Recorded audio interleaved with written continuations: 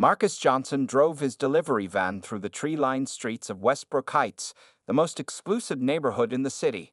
Classical music played softly from the radio as he navigated the winding roads where massive homes sat behind iron gates and perfectly trimmed hedges. At 35 years old, Marcus was handsome with dark skin that gleamed in the afternoon sun, a neatly trimmed beard, and intelligent eyes that missed nothing. Another day, another dollar, he said to himself with a small smile as he checked the navigation app on his dashboard. The delivery was for 145 Oakwood Drive, the Wellington estate. Marcus had been making deliveries for Gourmet Express for 8 months now, but this was his first time visiting the Wellington property. He had heard stories about them from other drivers. The Wellingtons were old money, with generations of wealth behind them. They were also known to be difficult customers.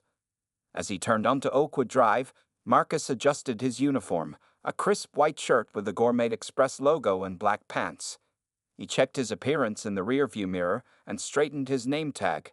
Presentation mattered in this business, especially in neighborhoods like this one. What the customers didn't know, what nobody at Gourmet Express except the owner knew, was that Marcus Johnson was far more than just a delivery driver.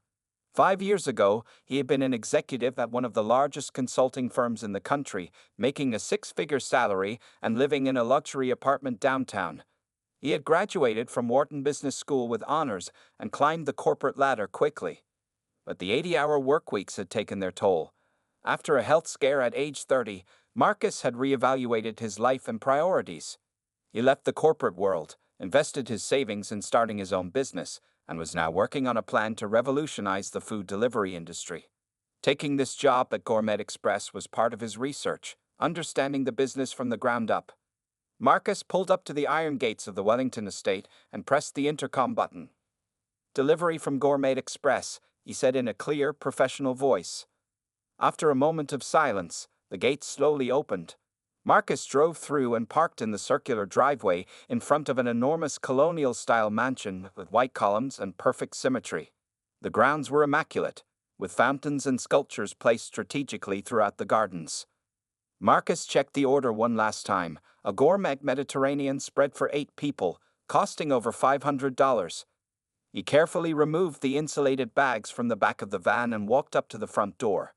Before he could knock, the door swung open. A woman in her 50s with perfectly styled blonde hair stood there, dressed in an expensive-looking blue dress. She wore diamond earrings that caught the light, and her face was set in a look of mild annoyance. "You're late," she said, checking her watch. "The invitation said 7, and it's already 6:30. We need time to set up." Marcus checked his delivery instructions. "Ma'am, the delivery was scheduled for 6:30. I'm actually right on time." Mrs. Wellington's lips tightened. "Well, come in then. Use the side entrance to the kitchen. And be careful with those bags, the floor was just polished." As Marcus followed her directions to the kitchen, he could hear voices from the living room, laughter, and the clinking of glasses. The dinner party was already starting. Little did the Wellingtons know that the man delivering their food had once closed business deals worth millions in boardrooms not unlike their luxury home. But Marcus kept his expression neutral and professional. Tonight, he was just the delivery guy, and that was exactly what he wanted them to think. Marcus followed Mrs. Wellington through a long hallway decorated with expensive artwork and family photos. The frames looked like real gold, and the carpets felt plush under his feet. The mansion was even more impressive on the inside than it had appeared from the driveway. "The kitchen is through here," Mrs. Wellington said without looking back at him. "My husband is entertaining some very important guests tonight. Business associates from Europe. Everything must be perfect." "I understand, ma'am," Marcus replied politely. "I'll make sure everything is set up properly." The kitchen was massive, with gleaming stainless steel appliances, marble countertops, and a center island big enough to prepare food for 20 people. A uniformed maid was arranging flowers in a crystal vase. She glanced up when Marcus entered but quickly looked down again. "You can set everything up here." Mrs. Wellington pointed to the counter space. "Emily will transfer it to serving platters. We don't use the delivery containers at the table." Marcus nodded and began unpacking the gourmet Mediterranean spread. He carefully removed containers of hummus, baba ganoush, stuffed grape leaves, and marinated olives. There were trays of grilled lamb skewers, roasted vegetables, and freshly baked pita bread. The aromas filled the kitchen. As he worked, the kitchen door swung open, and a tall man with silver hair and a red face stepped in. He wore an expensive suit and had a drink in his hand. "Catherine, the Richardsons just arrived. You should." He stopped when he saw Marcus. "Oh, the food is here." "Yes, Richard. I was just showing him where to put everything," Mrs. Wellington replied. Mr. Wellington looked Marcus up and down, his eyes lingering on the Gourmet Express logo on his shirt. "You're new," he said. "Haven't seen you before." "Yes, sir. I've been with the company for about 8 months," Marcus answered. Mr. Wellington nodded. "Well, make sure everything is perfect. We're paying enough for it." He turned to his wife. "Did you check if they included the special lamb skewers? Last time they forgot the mint sauce." Marcus reached into his delivery bag. "The mint sauce is right here, sir, and there's extra, as requested in the special instructions." Mr. Wellington looked surprised. "Good. At least someone reads the instructions." He turned to leave but stopped. "And use the side door when you go. The guests are arriving through the front." After he left, Mrs. Wellington let out a small sigh. "My husband is very particular about these dinners. His business partners expect the best." As Marcus continued setting up the food, he could hear voices getting louder in the dining room. The party was growing. Through the partially open door, he caught glimpses of men in expensive suits and women in designer dresses. "Boy, can you hurry it up?" Mr. Wellington had returned, his tone sharper than before. "And be careful with those containers. That countertop costs more than you make in a month." Marcus kept his expression neutral despite the disrespect. "Yes, sir. Almost finished." As he arranged the last items, the kitchen door swung open again. A group of guests had wandered in, looking for more drinks. They barely acknowledged Marcus as they raided the wine refrigerator. "Richard always gets the good stuff," one man laughed. "Not like the cheap wine they serve at the country club." Another man nodded. "That's because he knows what he's doing, unlike some of these new delivery services that hire just anyone off the street." They laughed, not bothering to lower their voices even though Marcus was standing right there. Marcus finished his work, carefully arranging everything according to the instructions. As he packed up his empty bags, he heard a familiar voice from the dining room, a voice he hadn't heard in years. His body tensed. He knew that voice from his past life in the corporate world. Someone from his former life was here at the Wellington dinner party. Someone who knew exactly who Marcus Johnson really was. Marcus paused, his hands frozen in midair as he tried to place the familiar voice. It belonged to a woman, her confident laugh cutting through the dinner party chatter. Then it hit him. Vanessa Chen, former VP of marketing at his old firm and one of the few colleagues he had genuinely respected. Quickening his pace, Marcus finished packing the empty containers. He needed to leave before she saw him. Not that he was ashamed of his current position, but he wasn't ready for questions about his career change, especially not in front of the Wellingtons. "Is there anything else you need before I go?" Marcus asked Mrs. Wellington, who was inspecting the food with critical eyes. "This hummus looks different from last time," she said, frowning. "Are you sure it's fresh?" "Yes, ma'am. Everything was prepared this afternoon," Marcus assured her. Mr. Wellington returned to the kitchen, this time with a guest, a balding man with a red bowtie who looked at Marcus with undisguised contempt. "You see, Charles, this is why I prefer using services like Gourmet Express," Mr. Wellington said. "They know their place. Not like those delivery apps where the drivers expect 5-star ratings for doing the bare minimum." Charles laughed. "The entitlement these days is unbelievable. My son's university professor was telling me that these delivery jobs are perfect for people who didn't apply themselves in school. No offense to your man here, of course." Both men glanced at Marcus as if he couldn't understand what they were saying. Marcus kept his face neutral, though he could feel a muscle twitching in his jaw. "I should get going," Marcus said politely. "The receipts are all in the bag. Everything has been paid for, including gratuity." Mrs. Wellington nodded dismissively. "Use the side door, like Richard said." As Marcus gathered his things, Mr. Wellington turned to his wife. "Make sure Emily checks everything. Last time they forgot the special sauce for the lamb."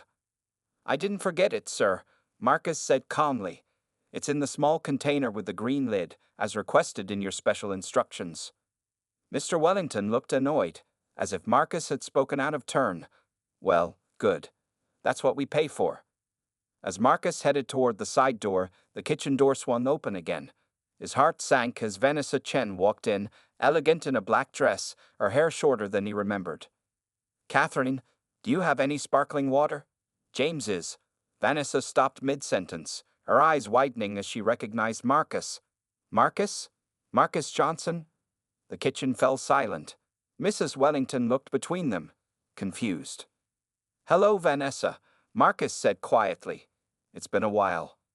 "You two know each other?" Mrs. Wellington asked, her voice tinged with disbelief. Vanessa seemed momentarily speechless.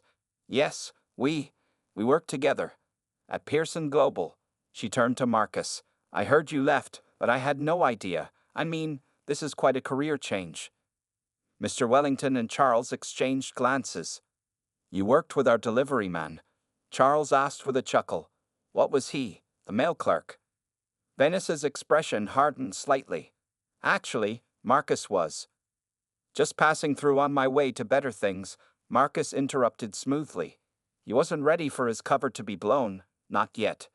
"It was good seeing you, Vanessa." He nodded politely to the Wellingtons and headed for the door. Behind him, he could hear Vanessa starting to say something else, but Mrs. Wellington quickly changed the subject, asking about Vanessa's children. As Marcus stepped outside into the cool evening air, he took a deep breath. The encounter with Vanessa had been unexpected. Now she knew what he was doing, and it was only a matter of time before she might mention it to others from their old circle. But as he walked back to his delivery van, Marcus realized he wasn't as bothered by this as he would have been a few months ago. His plan was already in motion, and soon, very soon, the Wellingtons of the world would see him differently. What they didn't know was that tonight's delivery was actually his last. Starting Monday, Marcus would be taking on a very different role at Gourmet Express. Marcus sat in his delivery van for a moment, collecting his thoughts. The encounter with Vanessa had shaken him more than he wanted to admit. He started the engine but didn't drive away immediately, watching the Wellington mansion through the windshield. His phone vibrated with a text message from his business partner, Eli. "How's the research going? Last delivery tonight, right?" Marcus typed back. "Just finished the Wellington delivery. We'll tell you all about it tomorrow." This one was educational. As he was about to pull away, he saw Vanessa hurrying down the front steps of the mansion. She looked around quickly, spotted his van, and walked briskly toward him. Marcus considered driving away but decided against it. It was time to face his past. He rolled down the window as she approached. "Marcus Johnson," Vanessa said, crossing her arms. "I thought I was seeing things in there. What are you doing delivering food? You were one of our best strategic directors." Marcus smiled slightly. "Hello to you too, Vanessa. It's been, 4 years?" 5, she corrected. "You disappeared after that Miller acquisition. Everyone thought you joined a competitor." She looked at his uniform. "Clearly not." "Life takes unexpected turns," Marcus replied, keeping his tone light. Vanessa leaned against the van. "Cut the cryptic answers, Marcus. You were on track to make partner. Then you vanished. And now I find you delivering hummus to Richard Wellington's dinner party. Something doesn't add up." Inside the mansion, Marcus could see figures moving behind the curtains. "Shouldn't you get back to the party? I'm sure they're wondering where you went." "They can wait," Vanessa said firmly. "I told them I needed fresh air. Now talk to me, Marcus. What happened? Is everything okay?" Marcus sighed. He had always respected Vanessa for her directness. "Everything's fine. Better than fine, actually. I left because I was working myself to death. You remember those 80-hour weeks? That last year, I was practically living in the office." "We all were," Vanessa pointed out. "And was it worth it?" Marcus asked. "After that health scare." "What health scare?" Vanessa interrupted, looking concerned. Marcus realized he'd never told anyone at the firm about his hospitalization. Minor heart attack at 30. Doctor said it was stress and exhaustion. That was my wake-up call. Vanessa's expression softened. "I had no idea. You should have said something." "Would it have changed anything?" Marcus asked. The company culture wasn't going to change because one junior partner was working too hard. A silence fell between them. In the distance, They could hear laughter from the mansion. "So you left and became a delivery driver?" Vanessa finally asked. "Somehow I'm not buying that's the whole story." Marcus smiled. "You always were perceptive." "No, that's not the whole story. But I'm not ready to share the rest yet. Those people in there," Vanessa gestured toward the mansion, "they have no idea who they're talking down to, do they? The way Richard and Catherine were speaking to you." "Does it matter?" Marcus asked. "Should they treat anyone delivering their food that way, regardless of their background?" Vanessa had the grace to look embarrassed. "Of course not. But you know how it is in these circles. Status matters." "That's part of the problem," Marcus said. "Anyway, I should go. More deliveries waiting." This was a lie. The Wellingtons had been his last delivery of the day, but he needed to end this conversation. Vanessa looked like she wanted to say more but nodded instead. "It was good seeing you, Marcus. Are you going to tell me what you're really up to, or do I have to figure it out myself?" Marcus smiled. "You are always good at solving puzzles, Vanessa. I have a feeling you'll connect the dots soon enough." As Vanessa walked back toward the mansion, Marcus's phone rang. It was Eli again. "Hey, boss," Eli said when Marcus answered. "Just checking if we're still on for the big reveal on Monday. The investors want a final confirmation." Marcus watched Vanessa disappear back into the Wellington mansion. "Yes," he said decisively. "It's time everyone knew what we've been building." Marcus drove away from the Wellington estate, his mind racing with thoughts about the evening's events. He had almost made it through his final delivery without incident until Vanessa recognized him. He wondered what she might say to the Wellingtons after he left. 20 minutes later, as he pulled into the Gourmet Express headquarters, his phone rang again. The caller ID showed Wellington residence. Marcus hesitated for a moment before answering. "Hello, this is Marcus from Gourmet Express," he said in his professional voice. "Yes, hi, this is Richard Wellington." The man's tone was sharp. "There seems to be a problem with our order. The lamb skewers are undercooked, and several items are missing." Marcus frowned. He had personally checked every item before delivery. "I'm sorry to hear that, sir. Could you tell me which items are missing?" "The special sauce for one, and the extra pita bread we ordered." Mr. Wellington's voice grew louder. "This is completely unacceptable. We're hosting important guests." "Sir, I specifically pointed out the special sauce to Mrs. Wellington. It was in the container with the green lid. And the extra pita bread was in the larger brown bag," Marcus explained calmly. "Are you saying my wife is lying?" Mr. Wellington's voice became hostile. "Not at all, sir. There might have been a misunderstanding. Would you like me to send a replacement order right away?" "That won't solve our immediate problem, will it? The dinner is ruined. I want to speak to your manager." Marcus checked his watch. It was 8:30 p.m. "I understand your frustration, Mr. Wellington. I'll have my manager call you first thing in the morning to resolve this." "No, I want to speak to someone now," Mr. Wellington demanded. "This kind of incompetence is exactly what I was just telling my guests about. People like you simply don't understand the importance of excellence." Marcus took a deep breath. "Mr. Wellington, I assure you." "I don't want your assurances," Mr. Wellington interrupted. "I want a refund, and I want to speak to whoever runs this second-rate operation. We paid over $500 for this food." In the background, Marcus could hear other voices. One of them was Vanessa's. "Richard, may I see what's happening?" Her voice grew clearer as she apparently moved closer to the phone. "What seems to be the problem?" "The delivery was all wrong," Mr. Wellington complained. "Items missing, food improperly prepared. I'm on the phone with the delivery boy." There was a pause, and Marcus could imagine Vanessa's expression.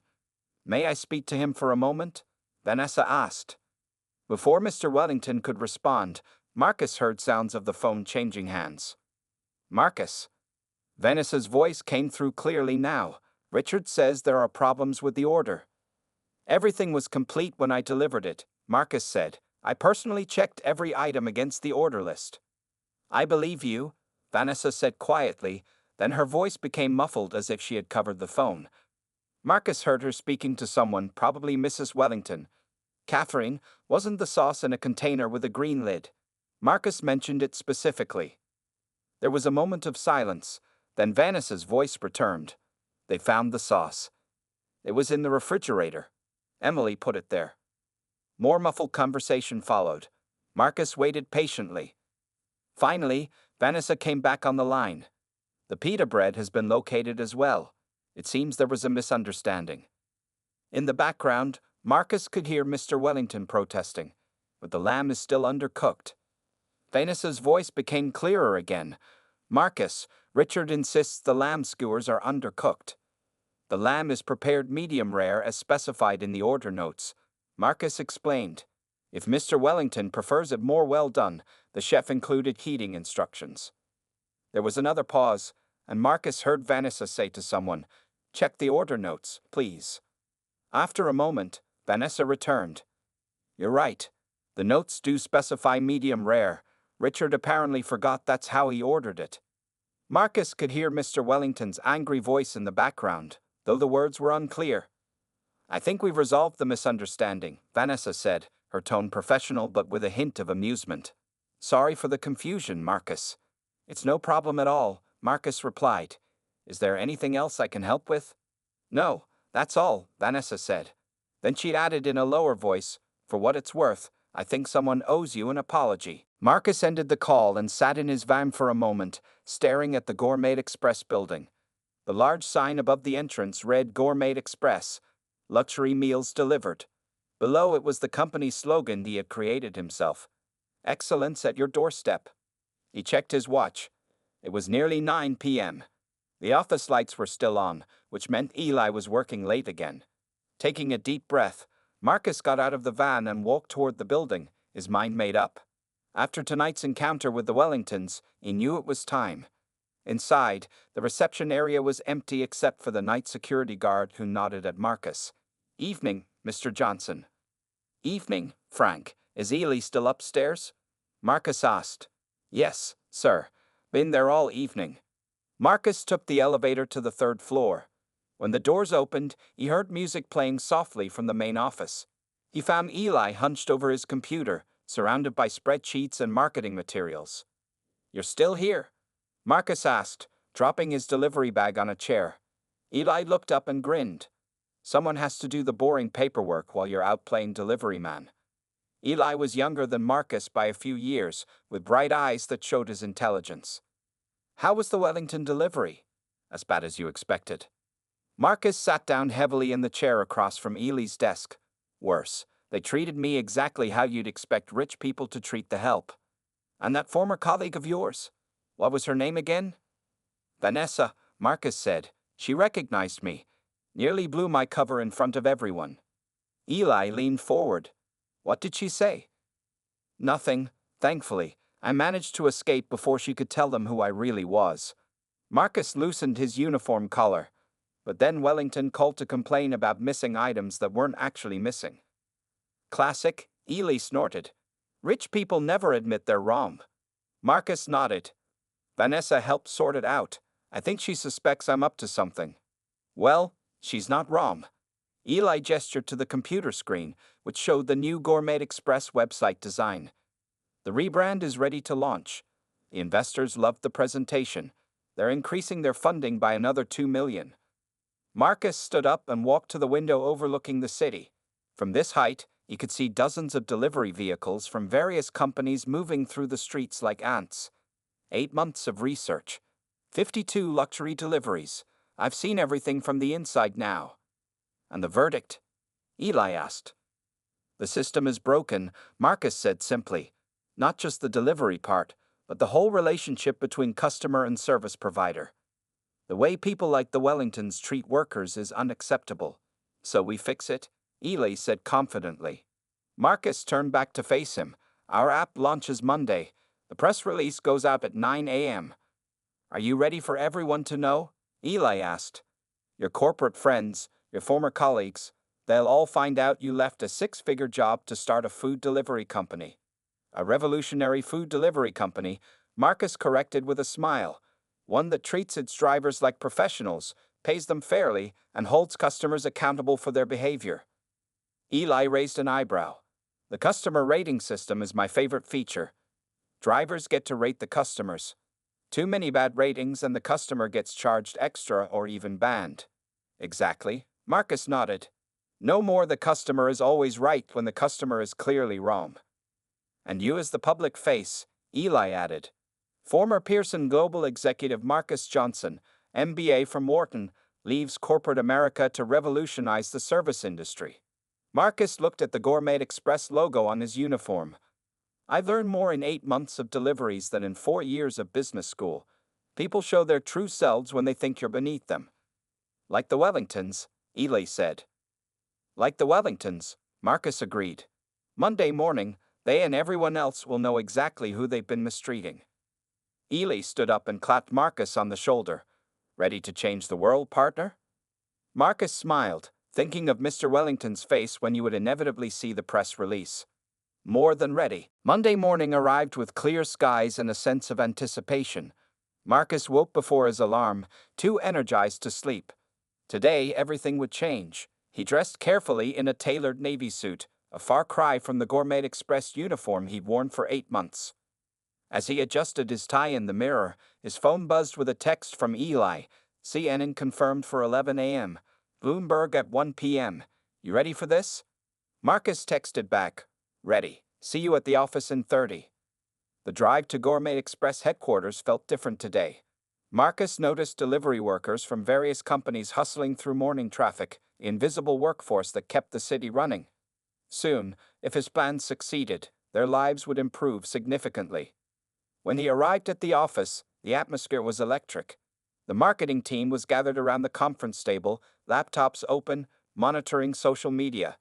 The PR team was on the phone with journalists. Eli stood in the center of it all, directing operations like a conductor. There he is, Eli announced when Marcus walked in. The man of the hour. Everyone turned to look at Marcus, and a spontaneous round of applause broke out. These people knew his story. They had been part of building this dream for the past year. The press release goes out in 15 minutes, Eli said, handing Marcus a coffee. Are you nervous? Oddly, no, Marcus replied. After facing down people like the Wellingtons, a few cameras don't scare me. At exactly 9 a.m., the press release went live. Former corporate executive launches revolutionary delivery service app. Within minutes, it was being picked up by business news sites across the country. By 9:30, Marcus's phone was buzzing constantly with messages from former colleagues, including several from Pearson Global. He ignored most of them, focusing instead on the launch. At 10 a.m., the app went live in the App Store.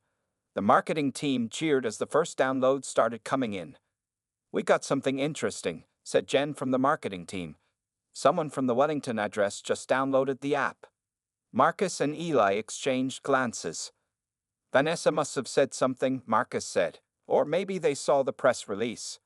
At 10:45, as Marcus was preparing for his CNN interview, the office receptionist called up. Mr. Johnson, there are some people here to see you. They don't have an appointment. Who is it? Marcus asked, though he already suspected the answer. A Mr. and Mrs. Wellington. They seemed quite insistent. Eli raised his eyebrows. The plot thickens. Want me to get rid of them? Marcus thought for a moment, then shook his head. No, send them up. I have 15 minutes before the CNN crew arrives. 5 minutes later, Richard and Catherine Wellington stepped off the elevator. They looked different in the bright office lighting, smaller somehow, less intimidating than they had appeared in their mansion. Richard wore a golf shirt instead of his dinner jacket, and Catherine's face showed signs of stress. Mr. Johnson, Richard began stiffly. That is, I. He seemed unable to find the right words. Catherine stepped forward. We saw the news this morning. About you. About your company. Marcus gestured to the chairs across from his desk. Please sit down. The Wellingtons sat awkwardly, looking around at the busy office with wide eyes. Vanessa Chen called us early this morning, Catherine explained. She told us who you really are, that you used to work together at Pearson Global, that you were some kind of executive there. Senior Strategic Director, Marcus corrected gently. Richard shifted in his seat. Look, Friday night, the way I spoke to you, I didn't know.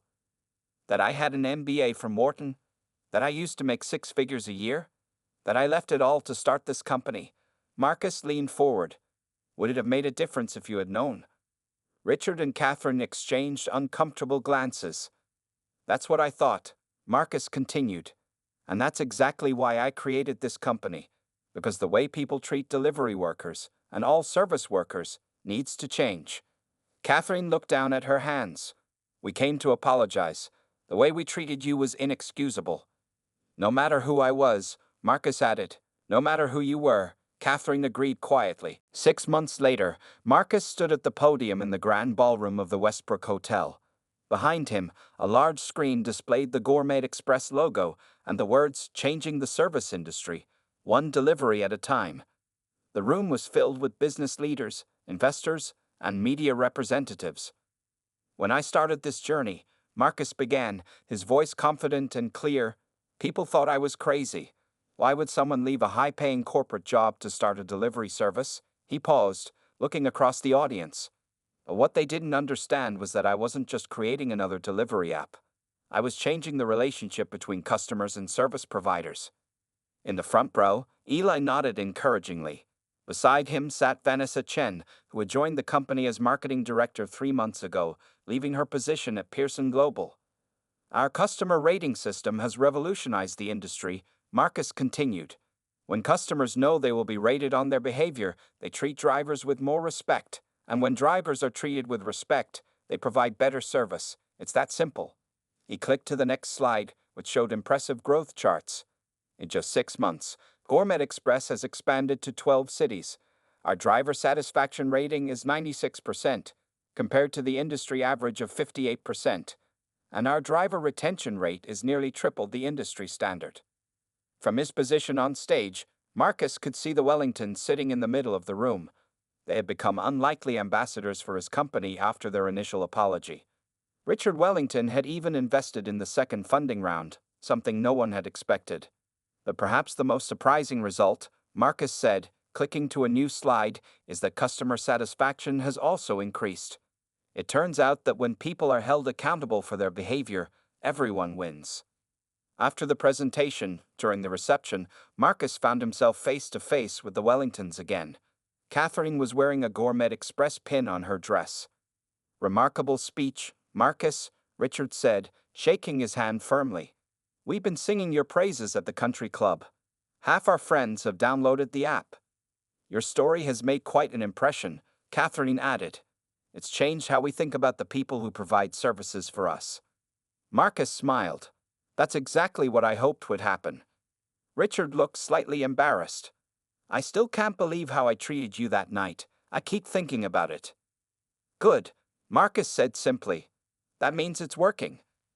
Later that evening, as the event wound down, Marcus found himself alone with Eli on the hotel terrace overlooking the city. Did you ever imagine this when you were making those deliveries? Eli asked, sipping champagne. Marcus looked out at the city lights. Not exactly this, but I knew something needed to change. He pointed to a delivery driver on a motorbike navigating through traffic below. Every one of those workers deserves respect. Well, you've done it, Eli said. The app is expanding nationwide next month. The investors are thrilled. And did you see? 3 competing companies have already started copying our customer rating system. Marcus nodded, feeling a sense of satisfaction. That's the best part. When others follow, it means we're changing the industry, not just our corner of it. His phone buzzed with a notification. It was from the Gourmet Express app. A special order had been placed to his home address. The sender was Vanessa, and the message read, "Congratulations on changing the world, one delivery at a time." Marcus smiled and put his phone away. The journey had been unexpected, from corporate boardrooms to delivering food to people like the Wellingtons, and now to leading a company that was transforming an entire industry. He had discovered his true purpose not in pursuing wealth or status, but in creating dignity for workers who deserved it. As he looked down at the city streets, at all the delivery vehicles moving through the night, Marcus knew that his most important delivery had been the message that every person, regardless of their job, deserved to be treated with respect.